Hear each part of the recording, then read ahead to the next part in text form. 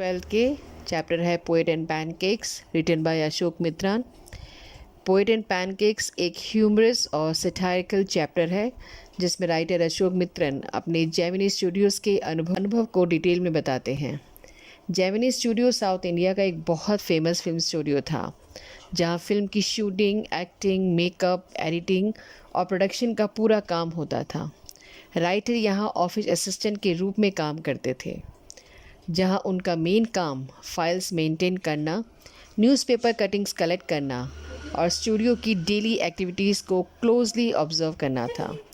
इस वजह से उन्हें फिल्म इंडस्ट्री के अंदर की रियल और बिहाइंड द सीन्स लाइफ को समझने का मौका मिला। स्टूडियो का ओवरऑल एनवायरनमेंट बाहर से बहुत ग्लैमरस और एक्साइटिंग लगता था, लेकिन अंदर की रियलिटी काफ़ी डिफरेंट थी। यहाँ पर हर समय रश, कन्फ्यूजन्स और नॉइज़ रहता था क्योंकि डिफरेंट डिपार्टमेंट्स जैसे लाइटनिंग, कैमरा, मेकअप और एक्टर्स सभी साइमल्टेनियसली काम करते थे। लोग अपने ड्रीम्स और एम्बिशंस के साथ यहाँ आते थे, लेकिन सक्सेस सबको नहीं मिलती थी।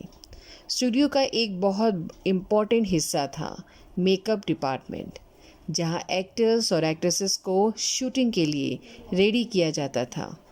यहाँ पैनकेक मेकअप यूज़ होता था जो बहुत थिक और हैवी कॉस्मेटिक होता था।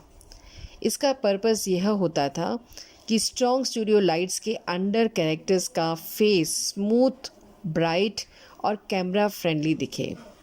मेकअप रूम हमेशा क्राउडेड, हॉट और सफोकेटिंग रहता था, जहाँ स्ट्रॉन्ग स्मेल्स ऑफ कॉस्मेटिक्स भी होती थी जिसमें काम करना मुश्किल हो जाता था। स्टूडियो के में एक कैरेक्टर था जिसे ऑफिस बॉय कहा जाता था।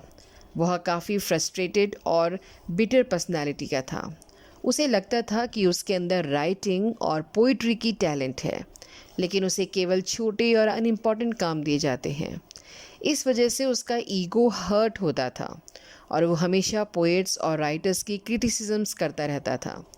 उसे मॉडर्न पोइट्री और राइटिंग यूज़लेस लगती थी और वह अपने फ्रस्ट्रेशंस को दूसरों के ऊपर निकालता था।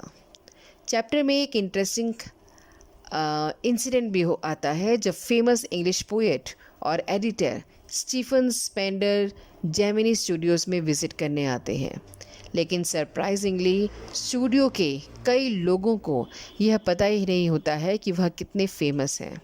फिर भी उनका ग्रैंड वेलकम किया जाता है, जो फिल्म इंडस्ट्री की सुपरफिशियलिटी और इग्नोरेंस को दिखाता है।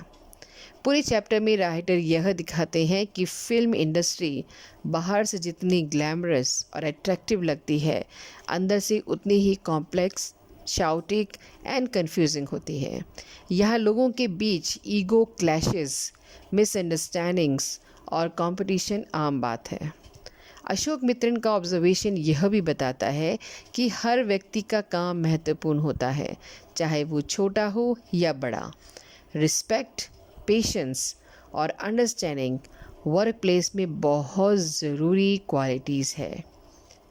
मैसेज ऑफ द चैप्टर ये हमें बताता है कि ग्लैमरस दुनिया जैसे फिल्म इंडस्ट्री बाहर से जितनी अट्रैक्टिव लगती है, अंदर से उतनी सिंपल नहीं होती। हर व्यक्ति अपनी स्ट्रगल्स और फ्रस्ट्रेशन के साथ काम करता है। ईगो और मिसअंडरस्टैंडिंग लाइफ को कॉम्प्लिकेटेड बना सकते हैं, जबकि ह्यूमिलिटी, रिस्पेक्ट और एक्सेप्टेंस लाइफ को बेटर बनाते हैं। Thank you.